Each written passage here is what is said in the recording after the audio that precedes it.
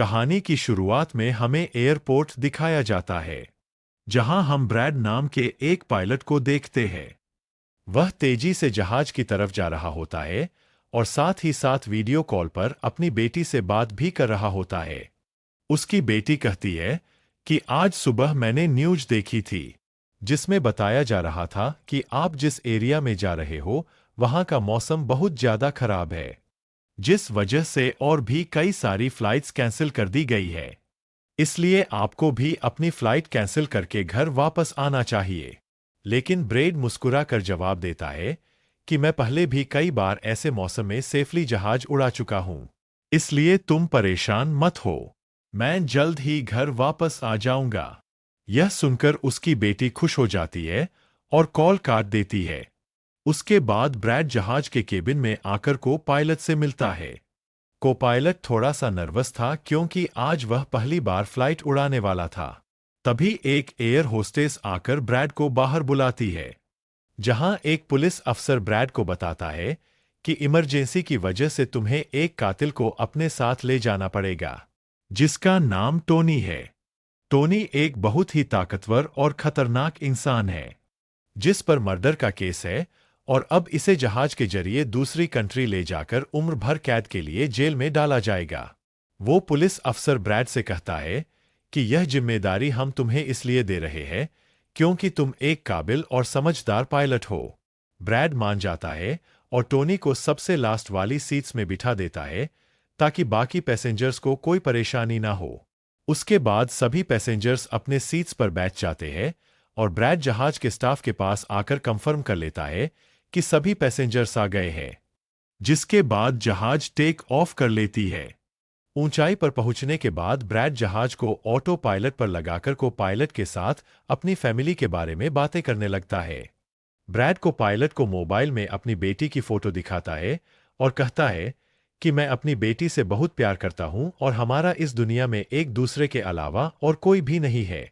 दूसरी तरफ जहाज में बैठे पैसेंजर्स सफर को एंजॉय कर रहे होते हैं, लेकिन उन्हें पता नहीं था कि कुछ देर बाद उनके साथ बहुत ही बुरा होने वाला है। केबिन में बैठे दोनों पायलट्स भी खुश थे और जहाज भी नॉर्मल तरीके से फ्लाई कर रहा था। लेकिन तभी अचानक मौसम खराब हो गया और जहाज हल्के से झटके लेने लगा, जिस वजह से ब्रैड परेशान हो जाता है क्योंकि उसे कुछ ठीक नहीं लग रहा था। वह सभी मुसाफिरों को सीट बेल्ट बांधने के लिए अनाउंस करता है और रेडियो के जरिए वह कंट्रोल टावर से बात करने की कोशिश करता है, पर उसकी बात नहीं हो पाती क्योंकि मौसम खराब होने की वजह से यहाँ के सारे रेडियोज काम करना बंद कर देते हैं। तभी अचानक बिजली का तेज झटका प्लेन से आकर लगता है, जिस वजह से प्लेन जोर जोर से झटके लेने लगता है। ब्रैड पैसेंजर्स का हाल देखने के लिए केबिन से बाहर जाता है। पैसेंजर्स को देखकर ब्रैड को थोड़ा बहुत सुकून मिल जाता है क्योंकि सभी पैसेंजर सेफ थे। पर यहां अब धीरे धीरे लाइट बंद होती जा रही थी और तभी प्लेन को कई और झटके लगते हैं, जिससे ब्रैड का सिर सामने छत से टकराकर नीचे गिर जाता है और उसके माथे पर चोट लग जाती है। इस सूरते हाल को देखते हुए सभी पैसेंजर्स की हालत खराब होने लगी थी। ब्रैड जल्दी से वापस केबिन में आकर अपने साथी के साथ मिलकर प्लेन को संभालने में लग जाता है। यह उनके लिए काफी मुश्किल टाइम था। मौसम खराब होने की वजह से उन्हें आगे कुछ भी नहीं दिखाई दे रहा था। ब्रैड कहता है कि हमें प्लेन को नीचे लाना होगा क्योंकि अगर प्लेन को एक और झटका लगा तो प्लेन तबाह हो सकता है। यह लोग फौरन जहाज का अल्टीट्यूड कम करने लगते हैं और जहाज तेजी से नीचे की तरफ जाने लगता है। जहाज के अंदर मौजूद पैसेंजर्स काफी ज्यादा डरे हुए थे। तभी क्रिमिनल टोनी के साथ जो पुलिस अफसर आया होता है, उसके हाथ से मोबाइल छूट जाता है। वो अपने मोबाइल फोन को उठाने के लिए अपना सीट बेल्ट खोल लेता है, जिसकी मदद करने के लिए एक एयर होस्टेस भी अपना सीट बेल्ट खोलकर आगे आती है। अब क्योंकि प्लेन तेजी से नीचे की तरफ जा रहा था, जिस वजह से उनका सीट बेल्ट खुलते ही यह दोनों तेजी से ऊपर छत से टकरा जाते हैं। यह दोनों इतनी तेजी से छत से टकराते हैं कि उनकी तुरंत मौत हो जाती है। इतने में जहाज काफी कम अल्टीट्यूड पर आ जाता है और किसी तरह करके यह दोनों पायलट जहाज को कंट्रोल कर लेते हैं।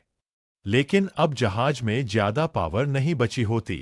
इसलिए ब्रैड जहाज को एयरपोर्ट तक नहीं पहुंचा सकता था, जिस वजह से ब्रैड जहाज को नीचे लाकर समंदर में क्रैश लैंड करने का सोचता है।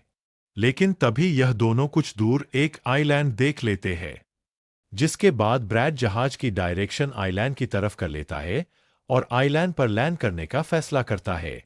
कई मुश्किलों के बाद ब्रैड इस आइलैंड पर मौजूद एक रोड पर फाइनली इमरजेंसी लैंड कर लेता है। लकीली इस इमरजेंसी लैंडिंग में सभी पैसेंजर सही सलामत होते हैं और किसी को भी चोट नहीं आती।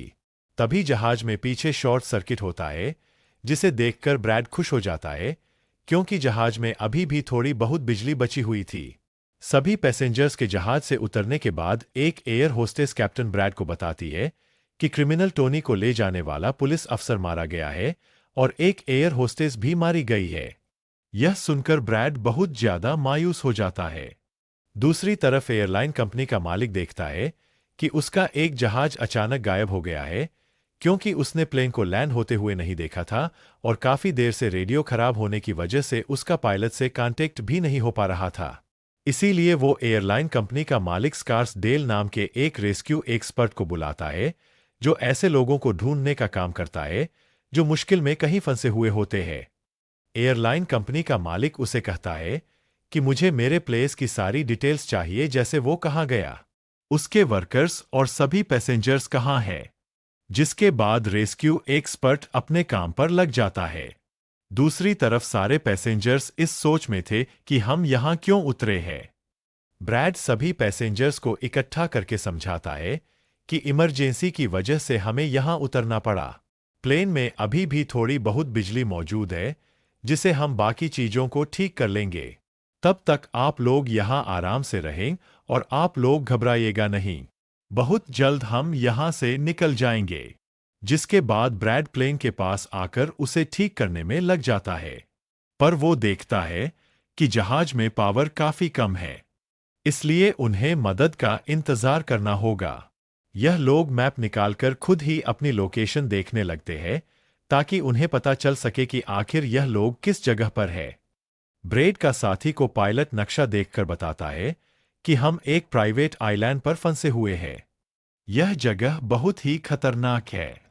यहां पर ऐसे लोग हैं जो किसी सरकार या गवर्नमेंट की बात नहीं मानते। अगर इन लोगों ने हमें पकड़ लिया तो हमारी जान खतरे में पड़ सकती है और हमारी गवर्नमेंट भी हमें नहीं बचा पाएगी। यह सुनकर ब्रैड कहता है कि अब कहीं से भी करके हमें अपनी रेस्क्यू टीम को यहां पर बुलाना ही होगा, ताकि वो आकर हम सबको बचा ले, क्योंकि यही एक रास्ता है यहां से निकलने का। जिसके बाद यह दोनों मदद बुलाने के लिए रेडियो ठीक करने लगते हैं, लेकिन आसमानी बिजली के टकराने से रेडियो बिल्कुल खराब हो चुका था। अब ब्रैड सभी पैसेंजर्स के पास आकर उन्हें बताता है कि किसी खराबी की वजह से रेडियो काम नहीं कर रहा, लेकिन आप सब परेशान मत हो। ब्रैड उन्हें तसल्ली देता है कि हम आइलैंड के दूसरी साइड पर जाकर रेडियो को ढूंढेंगे और कंट्रोल टावर को अपनी लोकेशन बताकर रेस्क्यू टीम को यहां पर भेजने के लिए कहेंगे, जो आकर आप सब लोगों को बचा लेंगे। और यहां ब्रैड एक बहुत बड़ा कदम उठाता है। वो कहता है कि मेरे साथ टोनी जाएगा। यह कहकर वह टोनी की हथकड़ी खोल देता है। यहां ब्रैड जहाज के कोपायलट से कहता है कि तुम जहाज की पावर को रिपेयर करने के काम पर लग जाओ। मैं जल्द ही किसी भी कांटेक्ट के जरिए रेस्क्यू टीम को यहां तक लाने की कोशिश करूंगा। जिसके बाद टोनी और ब्रैड रेडियो ढूंढने के लिए जंगल की तरफ निकल पड़ते हैं। रास्ते में टोनी ब्रैड को उस पर भरोसा करने के लिए थैंक्स कहता है। अब हम इस आइलैंड पर रहने वाले आतंकवादी ग्रुप को देखते हैं, जिनके पास एक आदमी दौड़ कर आता है और वह आदमी उस ग्रुप के लीडर को बताता है कि यहां आइलैंड पर एक प्लेन आकर रुका है इमरजेंसी की वजह से, और उसके अंदर बहुत सारे लोग हैं जो अलग अलग कंट्रीज से हैं। यह सुनकर ग्रुप का लीडर उस आदमी को कुछ पैसे देता है और ग्रुप का लीडर अपनी टीम से तैयार होने को कहता है। आइलैंड के जंगल में ब्रैड और टोनी आगे बढ़ रहे होते हैं। टोनी ब्रैड से पूछता है कि तुमने मुझे आजाद क्यों किया और अब मुझे कहां लेकर जा रहे हो। तब ब्रैड उसे कहता है, क्योंकि मैं तुम्हारी वजह से सबको खतरे में नहीं डाल सकता, और यहां एक खतरनाक आतंकवादी ग्रुप है जिसका मेरे साथ मिलकर तुम्हें सामना करना है। तब टोनी ब्रैड से कहता है कि मैं एक मिलिट्री बैकग्राउंड से हूं और मैं यूएस मिलिट्री में कई साल ड्यूटी कर चुका हूं। कुछ ही देर में पीछे से टोनी की आवाज आनी बंद हो जाती है। जब ब्रैड पीछे मुड़कर देखता है तो टोनी वहां नहीं था। वह ब्रैड से अपनी जान छुड़ाकर भाग चुका था और अब ब्रैड अकेले ही जंगल में आगे निकल पड़ता है। जंगल में आगे बढ़ते हुए ब्रैड एक खाली पड़ी फैक्ट्री में जाता है, जहां वो एक टेलीफोन को ढूंढ लेता है। लेकिन वह पुराने जमाने का टेलीफोन खराब पड़ा हुआ था। जिसके बाद ब्रैड साइड पर लगे उस टेलीफोन के तार जोड़ने लगता है और टेलीफोन काम करने लग जाता है। ब्रैड जल्दी से कंपनी के हेल्पलाइन पर कॉल करता है। ब्रैड हेल्पलाइन को अपनी लोकेशन और सब कुछ बता देता है। लेकिन लाइन में कोई गड़बड़ी होने की वजह से सामने वाले इंसान तक उसकी आवाज ठीक से नहीं पहुंच रही होती, जिस वजह से हेल्पलाइन वाले ब्रैड की कॉल काट लेते हैं। तब ब्रैड को एक आइडिया आता है। वह अपनी बेटी को कॉल करता है और उसे अपनी लोकेशन और बाकी सारी चीजें एक पेपर पर लिखकर उसके ऑफिस तक पहुंचाने को कहता है। तभी बातचीत के दौरान पीछे से एक आदमी आकर ब्रैड पर हमला कर देता है। लेकिन ब्रैड उसे काफी मुश्किल से काबू कर लेता है और उस आदमी को मार मार कर बेहोश कर देता है। तभी ब्रैड को महसूस होता है कि एक और आदमी इस कमरे में आ रहा है, इसीलिए जल्दी से वह छिप जाता है। पर वह आदमी कोई और नहीं बल्कि टोनी था, जिसने बहुत सारे गुंडों को मारकर उनके हथियार ले लिए थे। और वह ब्रैड को आवाज देता है कि डरो मत, बाहर निकलो। फिर जब ब्रैड सामने आता है तो टोनी ब्रैड को एक बंदूक पकड़ा देता है उसकी हिफाजत के लिए। उसके बाद यह दोनों जब फैक्ट्री के नीचे वाले फ्लोर में आते हैं तो यहां उन्हें एक कैमरा मिलता है। कैमरा की रिकॉर्डिंग और वहां पड़े पासपोर्ट से इन्हें पता चलता है कि इस आइलैंड पर रहने वाले आतंकवादी लोगों को किडनैप करके उनकी फैमिली से काफी बड़ी रकम की डिमांड करते हैं। और जब किडनैप किए हुए बंदे की फैमिली की तरफ से उन्हें पैसे मिल भी जाते हैं, तब भी यह लोग उसे छोड़ने के बजाय मार देते हैं। यह देखकर ब्रैड समझ जाता है कि हमारे पैसेंजर्स भी खतरे में हैं। जिसके बाद यह दोनों बाहर निकलते हैं और सामने उन्हें एक गाड़ी दिखाई देती है। यह गाड़ी उस आतंकवादी की थी जो कुछ देर पहले ब्रैड के हाथों मारा गया। अब यह दोनों बाहर खड़ी गाड़ी में बैठ जाते हैं और अपने पैसेंजर्स की तरफ जाने लगते हैं। उधर सभी पैसेंजर्स ब्रैड के इंतजार में बैठे हुए होते हैं कि ब्रैड जल्द ही उनके लिए मदद लेकर आ जाएगा। तभी उन्हें किसी गाड़ी की आवाज आती है।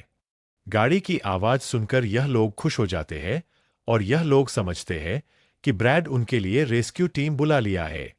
लेकिन यह रेस्क्यू टीम नहीं बल्कि इस आइलैंड पर रहने वाले आतंकवादी थे। वह लोग गोली